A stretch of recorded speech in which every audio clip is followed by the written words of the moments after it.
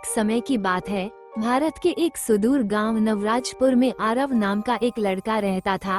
उसका बचपन कठिनाइयों में बीता। माता पिता का साया बचपन में ही उठ गया। लोग कहते थे इस लड़के की किस्मत खराब है, लेकिन आरव कभी किसी को दोष नहीं देता था। वो दूसरों की मदद करता, बुजुर्गों की सेवा करता और हर परिस्थिति में मुस्कुराता। गांव में लोग अमीर किसान और साहूकार थे, लेकिन आरव उनके खेतों में काम करके मुश्किल से 2 वक्त की रोटी जुटाता। कई बार भूखा भी सोता, लेकिन चोरी या झूठ बोलने की कभी कोशिश नहीं की। उसका सपना था, एक दिन मेरी मेहनत रंग लाएगी। एक दिन गांव में एक बूढ़ा साधु आया, जिसे गांव वालों ने पागल समझकर तिरस्कृत कर दिया। आरव ने उसे पानी पिलाया, अपने फटे हुए चादर का एक हिस्सा उसे उड़ने को दिया और पूरी रात उसकी देखभाल की। सुबह साधु ने मुस्कुराकर कहा, तेरा समय आएगा बेटा। तेरी किस्मत का दरवाजा पूर्व दिशा में 7 रहस्यमय पहाड़ियों के पार है। वहां जाकर उसे ढूंढ, लेकिन रास्ते में तुझे कई परीक्षाओं से गुजरना होगा। आरव ने साधु के बताए अनुसार यात्रा शुरू की। चलते चलते उसे एक काली बिल्ली मिली जो उसका पीछा करने लगी। पहले वो डर गया, लेकिन फिर समझा शायद यह मेरी राह की साथी हो। पहाड़ी की चोटी पर एक बुढ़िया बैठी थी, कांपती हुई, भूखी। लोग उसे चुड़ैल कहकर दूर रहते थे। आरव ने अपनी सूखी रोटी का टुकड़ा उसे दिया। जैसे ही बुढ़िया ने खाया, वो एक सुनहरी परी में बदल गई।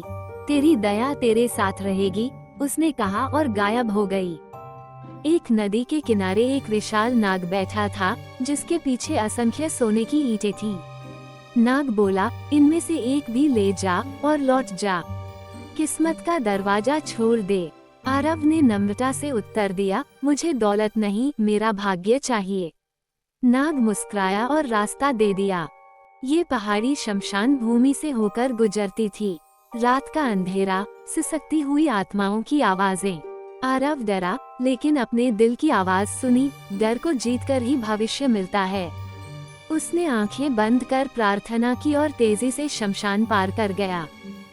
यहाँ उसे उसका बचपन दिखा, माँ की गोद, पिता की मुस्कान। एक आवाज आई, रुक जा, यही तेरा सुख है।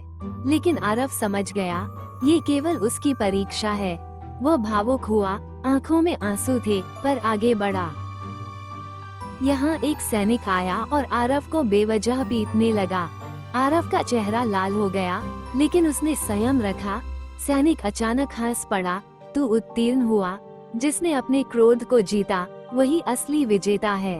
आरव अब बहुत थक चुका था, पैरों में छाले थे, पानी खत्म हो गया था।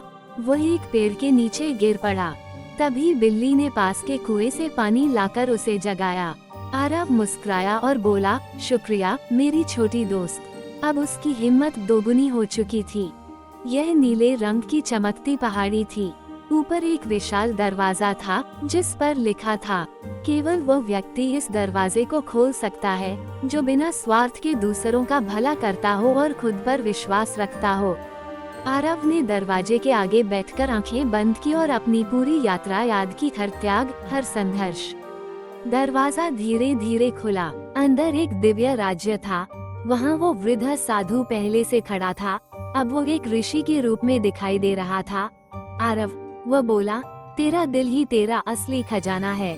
अब तू इस भूमि का राजा होगा, पर यह भूमि सोने की नहीं, अच्छाई और न्याय की होगी। आरव ने उस भूमि को एक नया नाम दिया, सत्यलोक, जहाँ कोई भूखा नहीं था, किसी के साथ अन्याय नहीं होता था। किस्मत का दरवाजा कहीं बाहर नहीं, हमारे भीतर होता है, और वो तब खुलता है जब हम दूसरों के लिए अच्छा सोचते हैं।